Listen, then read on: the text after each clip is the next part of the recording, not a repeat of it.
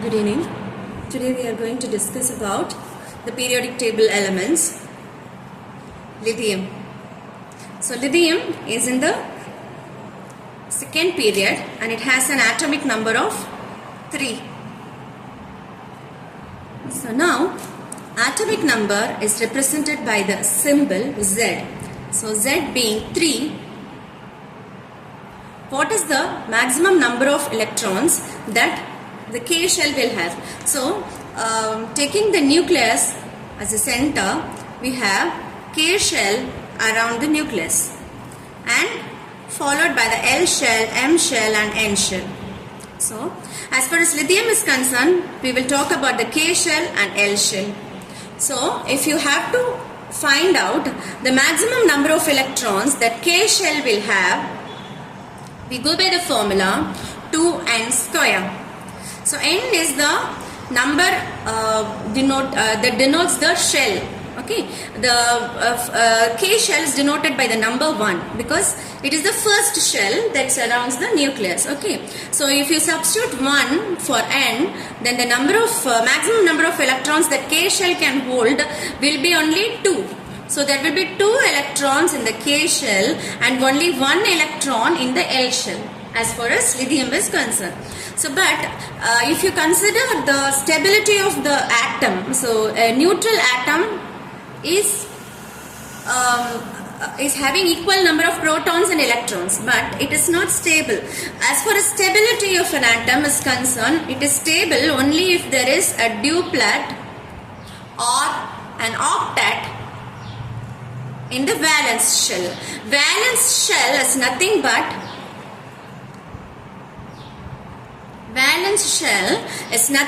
the last shell. So the valence shell is usually the last shell,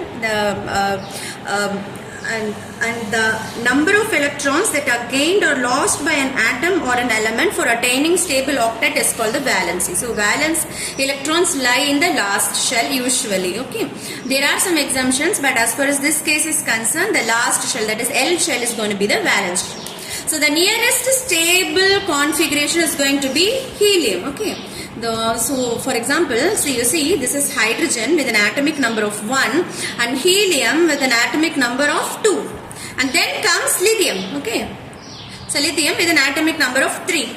So the nearest element, noble gas to lithium is going to be helium, and this lithium will tend to attain the stable duplet configuration by losing an electron.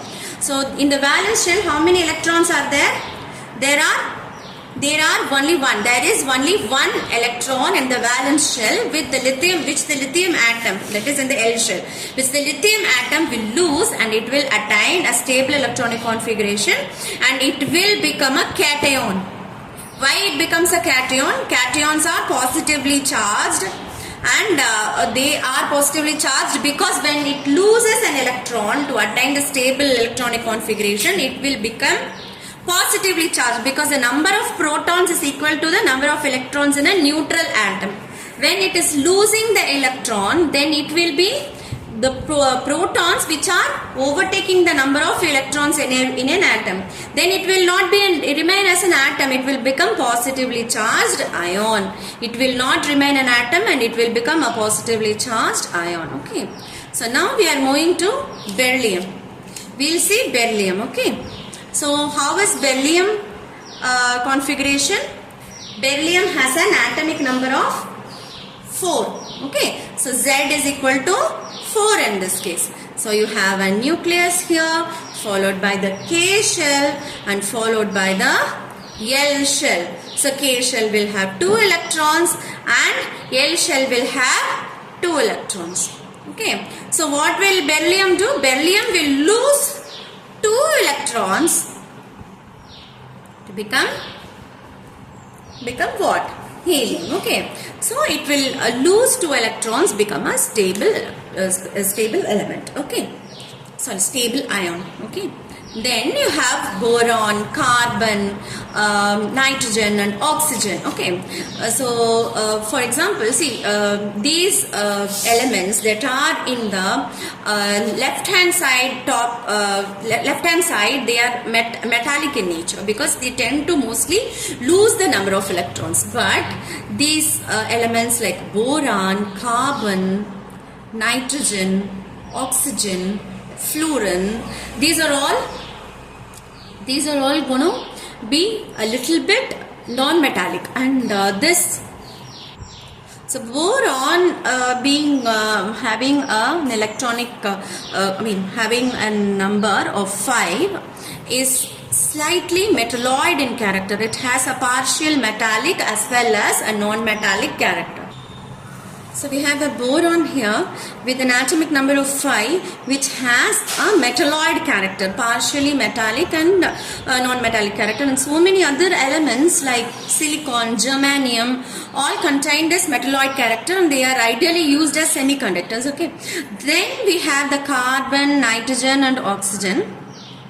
These elements in the second period are non-metals, and we have finally this fluorine being a halogen. Okay, then after this fluorine we have neon, which is a stable element here. So if we try to draw the first and the second period, we will have hydrogen here and helium here. Okay, this is the first group, and this is the 18th group. Then we have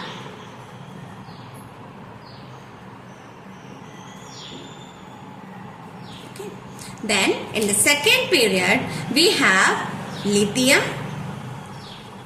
Then in the second group, in the second period, we have beryllium, then boron, carbon, nitrogen, oxygen, fluorine, and finally neon. Okay. Now we'll move to the electronic configuration of boron, how the electrons will be arranged in a boron atom. Okay. So boron with an atomic number of 5 again will have a nucleus here, followed by the K shell and then the L shell. So in K shell, as usual, we have 2 electrons and then other 3 electrons in the L shell for boron. Then you have carbon. Okay, carbon has an atomic number of 6. So this being the nucleus, we have the first K shell having 2 electrons here, and then we have 4 electrons in the outermost shell. So carbon generally forms covalent bonds with the other elements or other atoms. Okay, so carbon tends to form, say for example, we'll take a small example of CH4, methane, which is a carbon compound. So carbon with a valence shell having 4 electrons, so it will try to attain 8 octet configuration for attaining stability, because this is L shell, L having the number 2, and by 2n square, if you go by that, then there should be 2 into 2 square, which will be 8. So it will tend to attain the nearest octet, but it is having only 4 electrons in its outermost shell. So when it is combining with hydrogen atom, what it will do when it is combining with hydrogen will have 1 electron, which will be like this. Okay, it will tend to share its 1 electron and share 1 more electron from hydrogen atom. So both of them will form a covalent compound, which will be CH4. It is nothing but methane. Okay. So in a methane atom, the 4 electrons of the carbon form covalent bonds bonding with hydrogen atom to form CH4. Here, unlike the metallic atoms like lithium and beryllium, alkali earth metals, alkaline earth metals, carbon being a non-metal tends to form covalent bonds or sharing of electrons. Rather than losing the electrons, it is trying to share the electrons with other atoms, and it tends to form, or it tends to attain the nearest octet configuration. Then you have nitrogen. Nitrogen is also a non-metal, and it is an gaseous state, and it has an atomic number of 7. How does its electronic configuration look like? The atom being at the center, 2 electrons in the K shell, followed by 5 electrons in the outermost shell. Okay. So this will be the electronic configuration of nitrogen. So we will discuss about other compounds later on, because nitrogen generally exists as a, how does nitrogen exist? It exists as an N2 molecule. So 2 atoms of nitrogen combine together to form a nitrogen molecule. It is called as a diatomic molecule. So it is a diatomic molecule. What it will do is, it will so as far as nitrogen is concerned, you have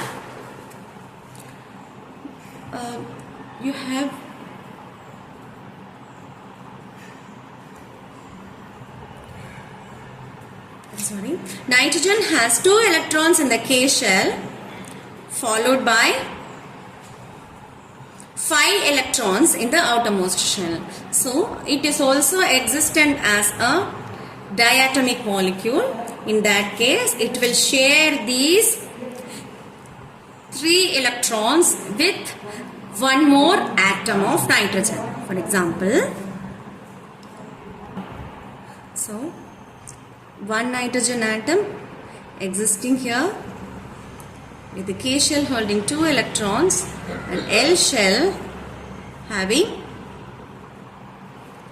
1, 2, 3, 4, 5 electrons. Okay, so these 3 electrons will be shared with another nitrogen atom, forming N2 as a stable atom. Okay, so this is the orbit of the other nitrogen atom, which is going to share its 3 electron here. And so now you have nitrogen is tending to form 3 covalent bonds, thereby it is completing its octet. Okay, here you have 1, 2, 3, 4, 5, 6, 7, 8 for this atom, and this atom is also going to share 1, 2, 3, 4, 5, 6, 7, 8. So this octet configuration is attained by sharing in the case of non-metals. Okay, this is called a covalent bond. Okay, these are all called the covalent bonds, and unlike ion formation, cation formation and all that occurs in metals, these non-metals tend to form covalent bonds. Okay, then you have oxygen. Oxygen having an atomic number of 8. So for oxygen also you have a nucleus here, 2 electrons here, followed by, when 2 electrons are subtracted from 8, you have 6 electrons left. 1, 2, 3, 4, 5, 6. So this also exists in a diatomic molecular form, which is O2. So 2 atoms of, now you understand why oxygen and nitrogen exist as diatomic molecules, because they want to complete their octet. Because they want to complete their octet, they are sharing their electrons in the outermost. Now we are going to talk about the oxygen molecule, how it's going to share its electrons. Now I will distinguish the first atom from the second atom by giving this electron a different shape. Okay, see, this is K shell having 2 electrons. Then you have L shell where there are 1, 2, 3 and 4. Then 5 and then 6. Then one more orbit of the adjacent atom. Okay, the next molecule of oxygen will come here, and it will also have K shell where it will have 2 electrons. Let us symbolically represent the electrons of the second atom by a cross mark for just distinguishing them. Okay, so here also there will be a pair of electrons in the L shell. Okay, one pair of electrons in the L shell, and then sharing its other pair with this. Now do you get this? There are 8 electrons in the outermost shell. 8 electrons in as atomic number of oxygen, where 2 electrons are there in the K shell. Then 8 minus 2 is going to be 6, which is 1, 2, 3, 4, 5, 6 in the L shell. And here 2 of its electrons are going to share 2 of the electrons of the adjacent atom, forming 2 covalent bonds, which makes oxygen O2, and it also makes oxygen attain a stable electronic configuration having 1, 2, 3, 4, 5, 6 and 7, 8. Okay, now we will move on to the next atom, to the next element. So now we are